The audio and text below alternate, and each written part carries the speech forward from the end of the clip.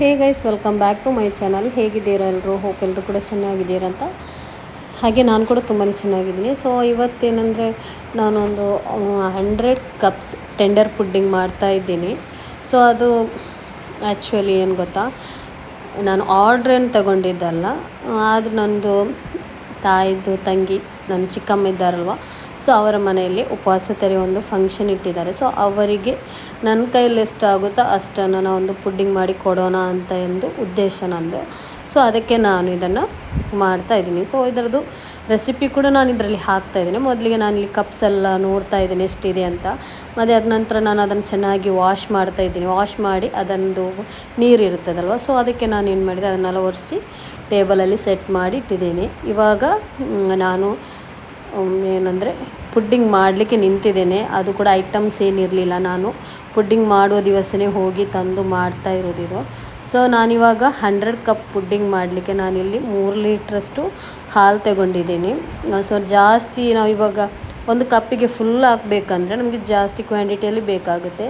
So ನಾನಿವಾಗ 3/4 ಭಾಗದಷ್ಟು ಪುಡ್ಡಿಂಗನ್ನು ಹಾಕ್ತಾಯಿರೋದು, ಅಂದರೆ ಆ ಕಪ್ಪಿಗೆ. ಸೊ ಅದಕ್ಕೆ ನಾನಿಲ್ಲಿ 3 ಲೀಟ್ರ್ ಹಾಲು ತಗೊಂಡಿದ್ದೀನಿ. ಸೊ ಇವಾಗ ಟೇಸ್ಟಿಗೆ ಬೇಕಾದಷ್ಟು ಸಕ್ಕರೆಯನ್ನು ಹಾಕಬೇಕು. ಹಾಗೆ ನಾನು ಇದಕ್ಕೆ ಮಿಲ್ಕ್ ಮೇಡ್ ಕೂಡ ಆ್ಯಡ್ ಮಾಡ್ತಾಯಿದ್ದೀನಿ. So 2 tin milk made add ಮಾಡ್ತಾಯಿದ್ದೀನಿ. ಆ್ಯಂಡ್ ಇದು 1 ಟಿನ್ ನಾನು ಶಾಪಿಂದ ಬೈ ಮಾಡಿದ್ದೆ. ಸೊ ಮತ್ತು ಒಂದು ಚೂರು ಮಿಲ್ಕ್ ಮೇಡ್ ನಾನು ಯೂಸ್ ಮಾಡಿದ್ದೆ, ನಾನು ಹೋಮ್ ಮೇಡ್, ಅದನ್ನು ಕೂಡ ಇಲ್ಲಿ ಯೂಸ್ ಮಾಡ್ತಾ ಇದ್ದೀನಿ. ಸೊ ಅದು ಡೀಟೇಲಾಗಿ ನಾನು ಇದರಲ್ಲಿ ವೀಡಿಯೋದಲ್ಲಿ ನಿಮ್ಗೆ ತೋರಿಸ್ತೀನಿ ಯಾವ ಥರ ಮಾಡಿದೆ. ಸೊ ಇವಾಗ ನಾನು ಇದಕ್ಕೆ ಎಳನೀರು ಉಂಟಲ್ವ, ಒಂದು 4 ತಗೊಂಡಿದ್ದೀನಿ. ನನಗೆ 4 ಬೇಕಂತಾಯಿತು. ಸೊ ನಾನು 4 ತಗೊಂಡಿದ್ದೀನಿ. ಅದರಲ್ಲಿ ಚೆನ್ನಾಗಿ ಅದರದ್ದು ಪಲ್ಪ್ ಉಂಟಲ್ವ, ಅದು ಕೂಡ ಗಟ್ಟಿಯಾಗಿದ್ದದೇ ತಗೊಂಡಿದ್ದೀನಿ. ಸೊ ಇವಾಗ ನೀರನ್ನೆಲ್ಲ ಒಂದು ಬೌಲಿಗೆ ಹಾಕ್ತಾಯಿದ್ದೀನಿ. ಆದ ನಂತರ ಟೆಂಡರ್ ಉಂಟಲ್ವ, ಅದ್ರ ಒಳಗಡೆದು ಪಲ್ಪ ಅದನ್ನು ತೆಗೆದು ಒಂದು ಬೇರೆ ಪಾಟಿಗೆ ಹಾಕ್ತಾಯಿದ್ದೀನಿ.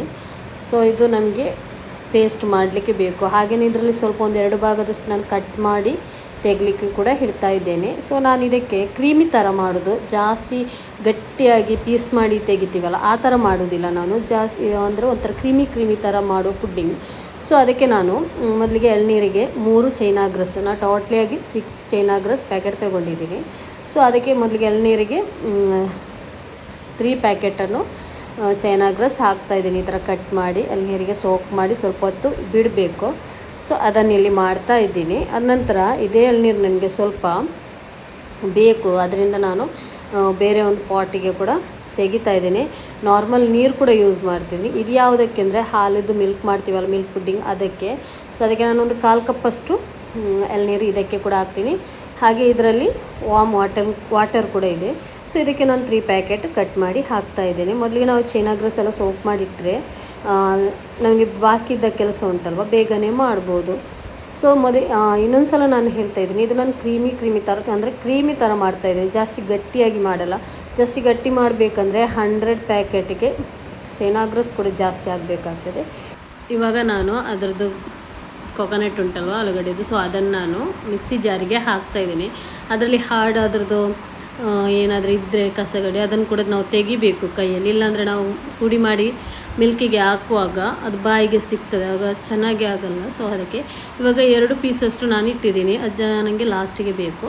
ಇವಾಗ ಈ ಒಂದು ಹೋಮ್ ಮೇಡ್ ಮಿಲ್ಕ್ ಮೇಡ್ ಇದನ್ನು ಫುಲ್ಲಾಗಿ ನಾನು ಈ ಪಲ್ಪಿಗೆ ನಾನು ಹಾಕ್ತಾಯಿದ್ದೀನಿ. ಹಾಗೆಯೇ ಫ್ರೆಶ್ ಕ್ರೀಮ್ ಕೂಡ ಹಾಕ್ತಾಯಿದ್ದೀನಿ. ಒಂದು ಫ್ರೆಶ್ ಕ್ರೀಮ್ ತಗೊಂಡಿದ್ದೀನಿ ನಾನು ಇದಕ್ಕೆ. ಸೊ ನೋಡಿ, ಈ ಒಂದು ಪ್ಯಾಕೆಟ್ ಮೊದಲಿಗೆ ನಾನು ಸ್ವಲ್ಪ ಪೇಸ್ಟ್ ಮಾಡಿದೆ, ಜಾಸ್ತಿ ಫುಲ್ ಆದರೆ ಅದು ಪೇಸ್ಟ್ ಕರೆಕ್ಟಾಗಿ ಆಗಲ್ಲ ಅಂತ. ಸೊ ಇವಾಗ ನಾನು ಪೇಸ್ಟ್ ಮಾಡಿದ ನಂತರ ನಮ್ಮದು ಫ್ರೆಶ್ ಕ್ರೀಮ್ ಏನುಂಟು ಅದನ್ನು ಕೂಡ ಇದಕ್ಕೆ ಹಾಕಿ ಇನ್ನೊಂದು ಸಲ ಪಲ್ಸ್ ಮೂಡಲ್ಲಿ ನಾನು ಇದನ್ನು ಪೇಸ್ಟ್ ಥರ ಮಾಡ್ತೀನಿ. ಈ ಕೆಲಸವನ್ನೆಲ್ಲ ಮೊದಲಿಗೆ ಮಾಡಿಟ್ಟರೆ ಬಾಕಿ ಕೆಲಸ ನಮಗೆ ಮತ್ತೆ ಮಾಡ್ಬೋದು. ಸೊ ಇವಾಗ ಇದು ಕೂಡ ರೆಡಿ ಆಯಿತು. ಇವಾಗ ನಾನು ಮೊದಲಿಗೆ ಎಳ್ನೀರಲ್ಲಿ ಚೈನಾ ಗ್ರಾಸ್ ಸೋಪ್ ಮಾಡಿಟ್ಟಿದ್ದೆ ಅಲ್ವಾ, ಸೊ ಇದನ್ನು ಮೆಲ್ಟ್ ಮಾಡ್ತಾಯಿದ್ದೀನಿ. ಇದಕ್ಕೆ ನಾವು ಸಕ್ಕರೆ ಕೂಡ ಹಾಕಬೇಕು. ನಮಗೆ ರುಚಿಯೆಲ್ಲ ಅದರದ್ದು ಸ್ವೀಟ್ ಸಿಹಿ ಎಲ್ಲ ಕರೆಕ್ಟಾಗಿರಬೇಕಲ್ವ, ಸೊ ಅದಕ್ಕೆ ಸಕ್ಕರೆ ಹಾಕಬೇಕು. ನಾವು ನೋಡುವಾಗ ಇದನ್ನು ಟೇಸ್ಟ್ ಮಾಡುವಾಗ ನಮಗೆ ಬಿಸಿ ಇರ್ತದಲ್ವ, ಆವಾಗ ಜಾಸ್ತಿ ಸಿಹಿ ಥರ ಇರಬೇಕು. ನಾವು ಮತ್ತು ಫ್ರಿಜ್ಜಲ್ಲಿ ಸೆಟ್ ಆಗಲಿಕ್ಕೆ ಇಡುವಾಗ ಅದು ಸ್ವಲ್ಪ ಸೆಟ್ಟಾಗಿ ಬರುವಾಗ ಸಿಹಿ ಕಡಿಮೆ ಆಗಿ ಬರ್ತದೆ ನಾರ್ಮಲಿ. ಸೊ ಇವಾಗ ಚೈನಾ ಗ್ರಾಸ್ ಮೆಲ್ಟ್, ಇದನ್ನು ನಾನು ಸೋರಿಸಿ ತೆಗಿತಾ ಇದ್ದೀನಿ. ಒಂದು ಯಾವ ಪ್ಲೇಟಲ್ಲಿ ನಾವು ಸೆಟ್ ಮಾಡ್ತೀವಿ, ಟ್ರೇ ಅಥವಾ ಪ್ಲೇಟ್, ಅದಕ್ಕೆ ನಾವು ಹಾಕಿದರೆ ಇದು ನಾನಿವಾಗ 2 ಟ್ರೇಯಲ್ಲಿ ಸೆಟ್ ಮಾಡ್ತಾ ಇದ್ದೀನಿ. ಸೊ ಅದ ನಂತರ ಸಬ್ಜಾ ಸೀಡ್ ಉಂಟಲ್ವ, ಇದನ್ನು ನಾನು ನೆನೆಸಿ ಹಾಕಿದ್ದೆ. ಸೊ ಇದನ್ನು ಕೂಡ ಇದಕ್ಕೆ ಹಾಕ್ತಾ ಇದ್ದೇನೆ. ಹಾಗೆಯೇ ಪಲ್ಪ್ ಉಂಟಲ್ವ, ಅದನ್ನು ಸಣ್ಣದಾಗಿ ಕಟ್ ಮಾಡಿ ಕೂಡ ಇಟ್ಟಿದ್ದೀನಿ. ಅದನ್ನು ಕೂಡ ಇದರ ಮೇಲೆಗಡೆ ಹಾಕಿ ಇದನ್ನು ನಾನು ತಣ್ಣಗೆ ಆಗಲಿಕ್ಕೆ ಬಿಡ್ತೀನಿ, ಸೆಟ್ ಆಗಲಿಕ್ಕೆ. ಫ್ರಿಜ್ಜಲ್ಲಿ ಇಡ್ತಾ ಇಲ್ಲ ನಾನು, ಹೊರಗಡೆನೇ ನಾನು ಇಡ್ತಾ ಇದ್ದೀನಿ ಫ್ಯಾನ್ ಹಾಕಿ. ನನಗೆ ಅದು ಜಾಸ್ತಿ ಕೋಲ್ಡ್ ಮಾಡಲಿಕ್ಕೆಲ್ಲ ಟೈಮ್ ಇಲ್ಲ, ಅಂದರೆ ಸಂಜೆ 5:30 ಆಗುವಷ್ಟಿಗೆ ನಾವು ತಗೊಂಡು ಹೋಗಬೇಕು. ಸೊ ಅದರದ್ದು ಕೆಲಸ ಆದ ನಂತರ ನಾನಿಲ್ಲಿ ಮಿಲ್ಕ್ ಉಂಟಲ್ವ, ಇದನ್ನು ಕೂಡ ಒಲೆಯಲ್ಲಿ ಇಟ್ಟಿದ್ದೀನಿ. ಸೊ ಇದರದ್ದೊಂದು ಮಾಡೋಣ ಅಂತ. ಸೊ ಇದಕ್ಕೆ ನಾನು ಒಂದು 2 ಕಪ್ಪಷ್ಟು ಮಿಲ್ಕ್ ಪೌಡರ್ ತಗೊಂಡಿದ್ದೀನಿ. ಮಿಲ್ಕ್ ಪೌಡ್ರ್, ಮಿಲ್ಕ್ ಮೇಡ್ ಎಲ್ಲವನ್ನು ಹಾಕಿದರೆ ಒಂಥರ ಟೇಸ್ಟಿ, ತುಂಬ ಜಾಸ್ತಿನೇ ಟೇಸ್ಟ್, ಒಂಥರ ಜಾಸ್ತಿ ಫ್ಲೇವರ್ ಕೂಡ ಸಿಗುತ್ತೆ. ಹಾಗೆ ರಿಚ್ಚಾಗಿ ಇರೋ ಒಂದು ಪುಡ್ಡಿಂಗ್ ನಾನು ಮಾಡ್ತಾಯಿದ್ದೀನಿ. ಜಾಸ್ತಿಯಾಗಿ ಈ ಥರ ಮಾಡಬೇಕಾದ್ರೆ ಜಾಸ್ತಿ ಕ್ವಾಂಟಿಟಿಯಲ್ಲಿ ಮಾಡಬೇಕು, ಅಷ್ಟೇ ನಮಗೆ ಖರ್ಚು ಕೂಡ ಆಗುತ್ತೆ ಅಲ್ವಾ. ಸೊ ನಾವು ಆರ್ಡ್ರೆಲ್ಲ ತೆಗೆಯೋದಾದರೆ ಇದಕ್ಕೆ ಅಷ್ಟೇ ರೇಟ್ ಕೂಡ ತೆಗಿಬೇಕು. ಸೊ ಇವಾಗ ಅದನ್ನು ಕೂಡ ಹಾಕಿ ಮಿಕ್ಸ್ ಮಾಡಿದ ನಂತರ ನಾವು ಫ್ರೆಶ್ ಕ್ರೀಮು, ಮಿಲ್ಕ್ ಮೇಡ್, ಪಲ್ಪೆಲ್ಲ ಹಾಕಿ ಪೇಸ್ಟ್ ಮಾಡಿದ್ದೀವಲ್ಲ, ಅದನ್ನು ಕೂಡ ನಾನು ಇದಕ್ಕೆ ಹಾಕಿ ಮಿಕ್ಸ್ ಮಾಡ್ತಾ ಇದ್ದೇನೆ. ಸೊ ಇದು ಮಿಕ್ಸ್ ಮಾಡುವಾಗ ನನಗೆ ಪಾಟಲ್ಲಿ ಜಾಸ್ತಿ ಆಯಿತು, ಮಿಕ್ಸ್ ಮಾಡಲಿಕ್ಕೆ ಆಗ್ತಾ ಇಲ್ಲ, ನಂಗೆ ಗೊತ್ತಾಗಲಿಲ್ಲ ಸ್ಟಾರ್ಟಿಂಗ್ಗೆ. ಇವಾಗ ನಾನು ಅದನ್ನು ಬೇರೆ ಪಾಟಿಗೆ ಹಾಕ್ತಾ ಇದ್ದೇನೆ, ಹಾಕಿ ಅದರಲ್ಲಿ ಚೆನ್ನಾಗಿ ಮಿಕ್ಸ್ ಮಾಡ್ತಾ ಇದ್ದೀನಿ.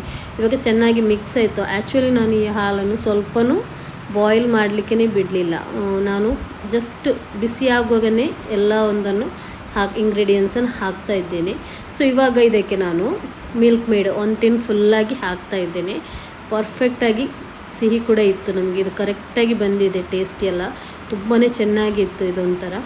ಅದ ನಂತರ ಚೈನಾ ಗ್ರಾಸ್ ಒಂದು ಸೈಡಲ್ಲಿ ಮೆಲ್ಟ್ ಮಾಡಲಿಕ್ಕೆ ಇಟ್ಟಿದೆ. ಸೊ ಅದನ್ನು ನಾನು ಸೋರಿಸಿ ಇದಕ್ಕೆ ಒಂದು ಬೇರೆ ಪಾತ್ರೆಗೆ ಸೋರಿಸಿ ಹಾಕಿ ಇದಕ್ಕೆ ಹಾಕ್ತಾ ಇದ್ದೇನೆ.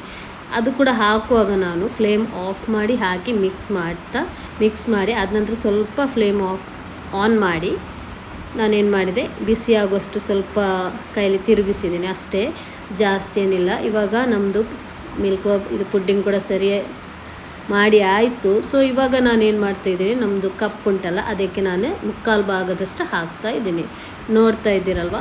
ಅದ ನಂತರ ನಾವು ಎಳ್ನೀರದ್ದು ಕೂಡ ಸೆಟ್ ಮಾಡಲಿಕ್ಕೆ ಇಟ್ಟಿದ್ದೀವಿ, ಅದನ್ನು ಕೂಡ ಕಟ್ ಮಾಡಿ ಇದರ ಮೇಲ್ಗಡೆ ಈ ಥರ ಸೆಟ್ ಆದ ನಂತರ ನಾನು ಮೇಲ್ಗಡೆ ಹಾಕ್ತಾ ಇದ್ದೇನೆ. ಆದ ನಂತರ ಡ್ರೈ ಫ್ರೂಟ್ಸ್ ಡ್ರೈ ಫ್ರೂಟ್ಸ್ ನಿಮ್ಮ ಕೈಲಿ ಯಾವುದಿದೆ ಅದನ್ನು ಹಾಕ್ಬೋದು. ಸೊ ತುಂಬಾ ಟೇಸ್ಟಿಯಾಗಿತ್ತು. ಇದೇ ಥರ ನೀವು ಕೂಡ ಟ್ರೈ ಮಾಡಿ. ನಾನು ಆರ್ಡ್ರ್ ತೆಗೆದು ನಾನು ಸೇಲ್ ಮಾಡುವ ರೀತಿಯಲ್ಲಿ ನಾನು ನಿಮಗೆ ಮಾಡಿ ತೋರಿಸಿದ ಒಂದು ಟೆಂಡರ್ ಪುಡ್ಡಿಂಗ್. ಸೇಲ್ ಮಾಡೋರು ಈ ರೀತಿ ಮಾಡಿ ಸೇಲ್ ಕೂಡ ಮಾಡ್ಬೋದು. ಯಾವಾಗಲೂ ಹೇಳುವ ಥರ ನಾನು ಇವತ್ತಿನ ವಿಡಿಯೋ ಇಷ್ಟ ಆಗಿದ್ದಲ್ಲಿ please subscribe and share it with your family and friends. Like, share, comment. ಹಾಗೆ ನೆಕ್ಸ್ಟ್ ವಿಡಿಯೋದಲ್ಲಿ ಸಿಗೋಣ. Bye. Thank you for watching.